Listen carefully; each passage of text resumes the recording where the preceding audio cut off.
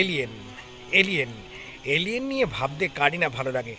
আমিও একজন যে এলিয়েন নিয়ে ভাবতে আমার খুব ভালো লাগে। তো সুতরাং আজকে এলিয়েন নিয়ে চর্চা অনেকেই করছে, সায়েন্টিস্ট যারা রয়েছে, ভাবা যায় গবেষক যারা রয়েছে এই নিয়ে গবেষণা চালাচ্ছে। এবং অনেক সিনেমা হয়েছে, হলিউডের সিনেমা মানে আমেরিকায় সিনেমা বানানো হয়েছে এলিয়েনদের নিয়ে। এবং হিন্দিতেও ঋত্বিক রোশন একটা সিনেমা আমি দেখেছিলাম অনেকদিন আগে, সেখানেও অন্য মঙ্গল গ্রহ থেকে আসছে। তো এলিয়েনদের মতনই তো সমস্ত হচ্ছে কল্পনা। এরা কি বাস্তবে রয়েছে? আহ, তাদের চারিত্রিক গঠন থেকে শুরু করে তাদের কি বলবো দৈহিক গঠন সমস্তটাই হচ্ছে কল্পনা। তবে গবেষণা চলছে, এখনও চলছে।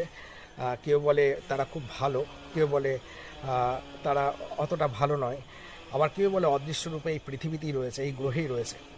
তবে এই মিল্কি ওয়ে গ্যালাক্সি, আমাদের যে সূর্যকে নিয়ে যে পরিবার রয়েছে, গ্রহ মণ্ডলগুলো রয়েছে, 9টি গ্রহ রয়েছে, আর অসংখ্য মানে কোটি কোটি তারা রয়েছে, এটা হচ্ছে আমাদের মিল্কি ওয়ে গ্যালাক্সি। আরও গ্যালাক্সি রয়েছে। তো সুতরাং এই মিল্কি ওয়ে গ্যালাক্সিতেই এমন নাকি গ্রহ রয়েছে যেখানে এলিয়েনরা রয়েছে।